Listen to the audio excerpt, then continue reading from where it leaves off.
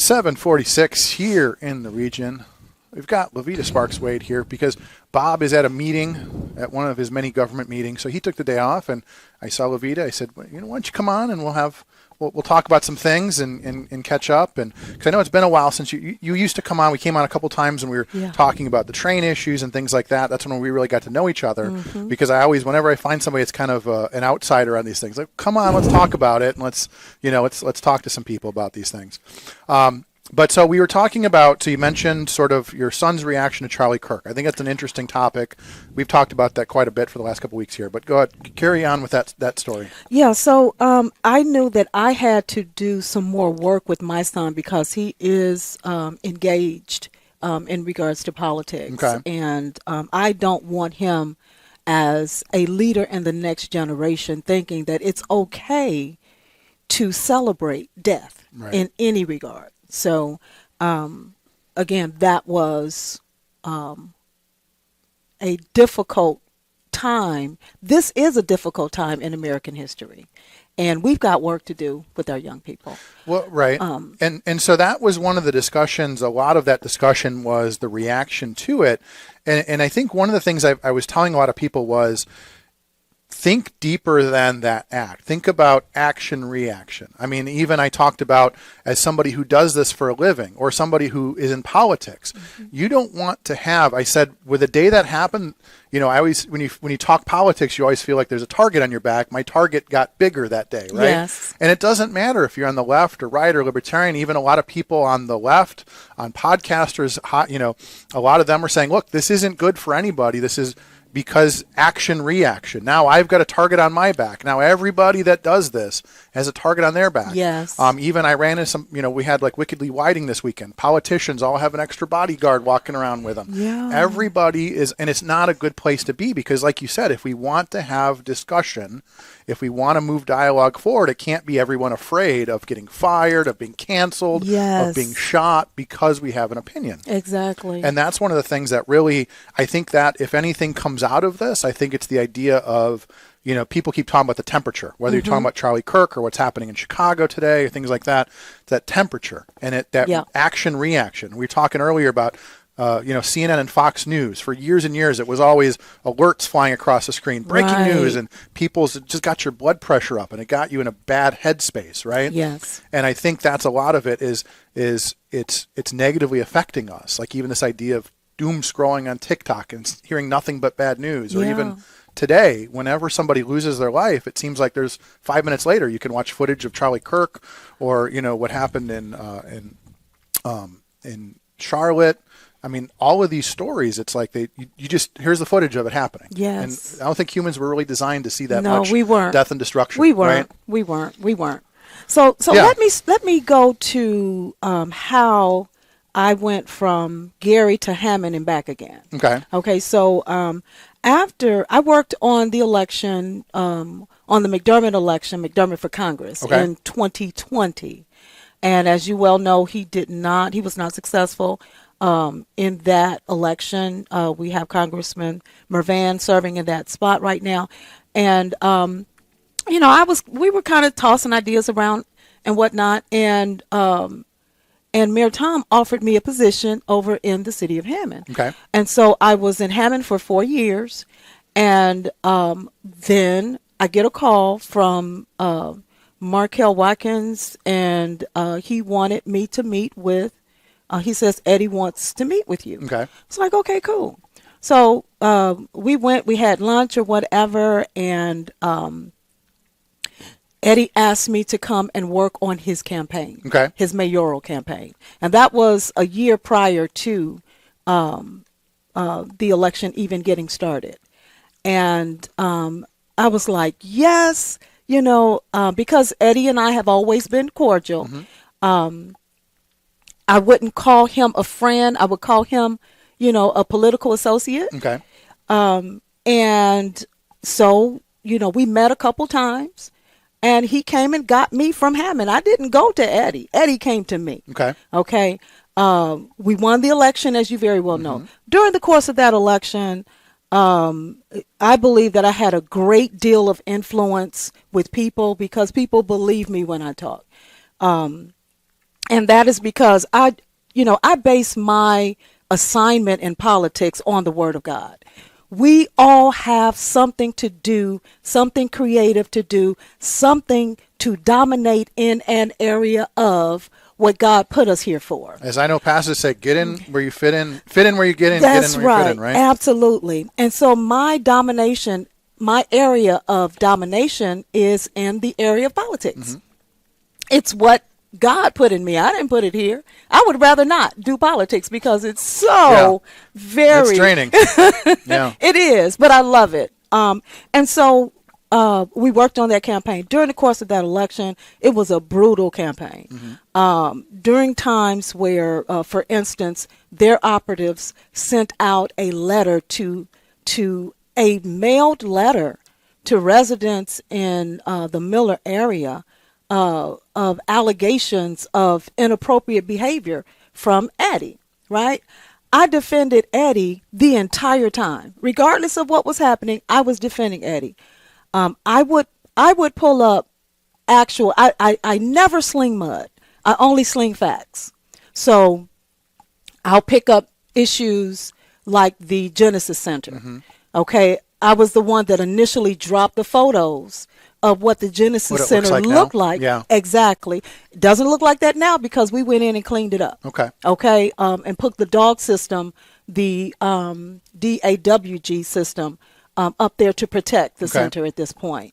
But I initially dropped those pictures. Those pictures went viral. They were everywhere. Right. And they called me and asked me to drop them. Okay.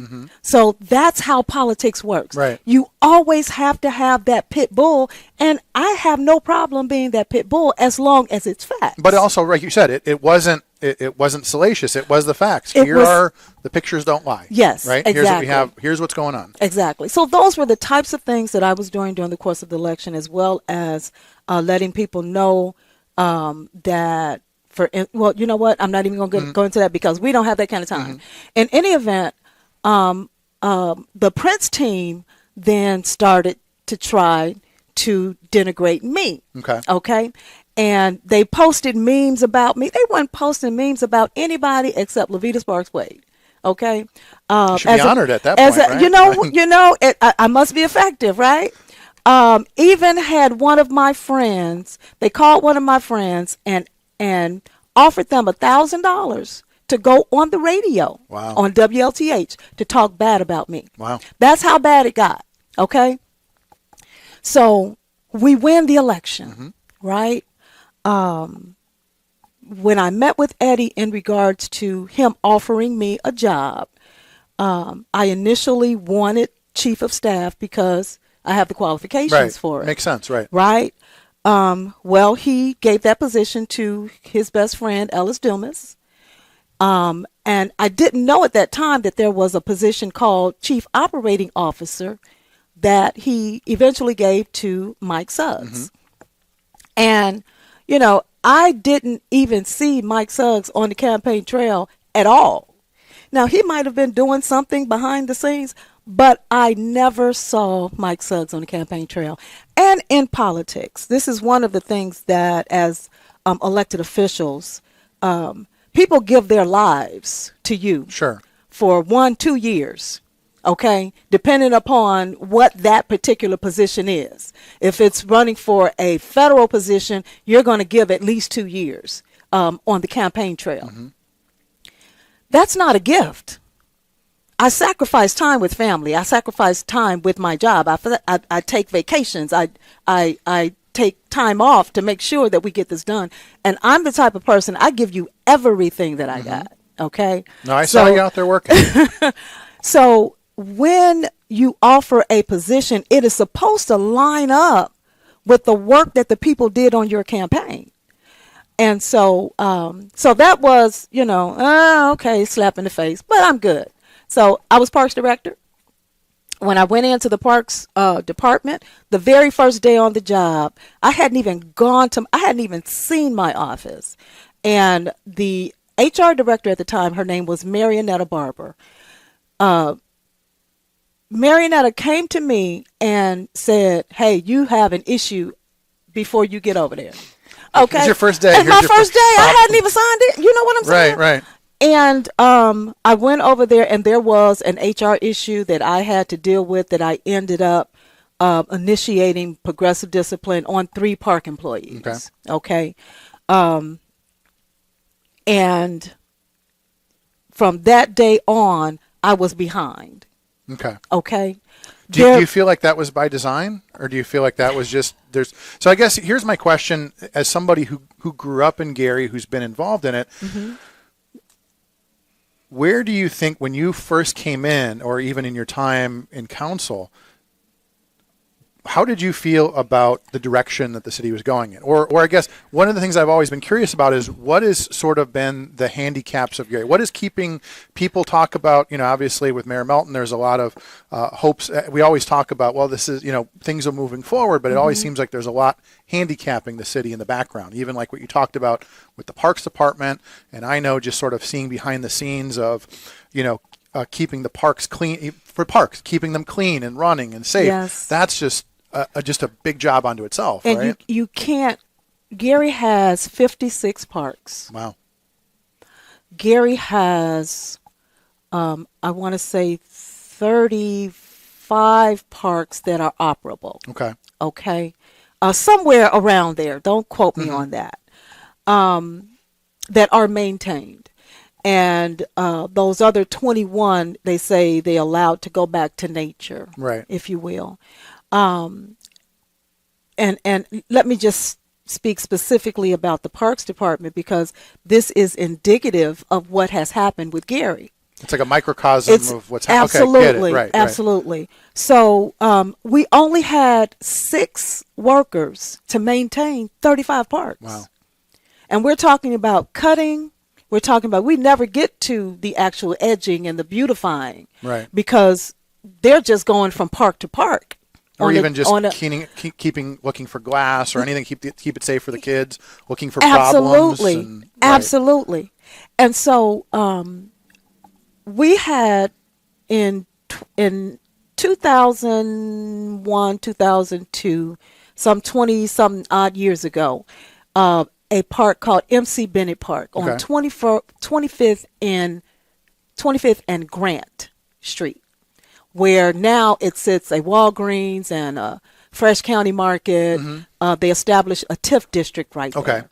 Well, when they decided to put a TIF district and do that development, that park was a park that was developed by federal funds called the Land Water Conservation Fund, LWCF. Okay? As a result, when you develop a park with LWCF funding, it has to remain a park forever. Right. Makes sense. So that land was never replaced with other land.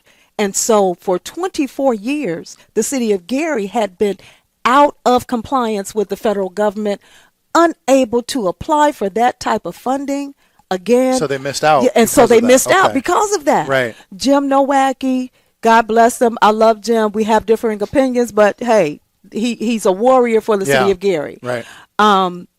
He talked about it all the time. So that was one of my main priorities, was to bring us back into compliance with LWCF. I got with the redevelopment director, Christopher Harris. He had started working with the previous parks director in regards to that. And we identified land that could replace the value of the land that was taken from MC Bennett Park. We had to secure what they call a yellow book appraiser. We secured a yellow book appraiser. We got those appraisals done. We made sure that we had our annual plan together, a five-year plan together, and I was bringing us back into compliance. And had submitted all of that paperwork. So when we are in compliance, then it will be because of the work that I was able to get done in spite of everything that was going on. So I want to get into, we do have to take a break, so yes. I do want to get into that because that's another interesting aspect of government yes. is compliance and filings. Absolutely. And so much paperwork. And again, it's one thing if you're in compliance to keep it going. It's another thing to come into a job yes. and be out of compliance. Absolutely. And then you spend all that time again playing catch up. So let's take a break. We'll catch up. So you're listening to Summer of Chuck here on AM 1230, 104.7 FM in beautiful Hammond, Indiana. We'll be back with more after this.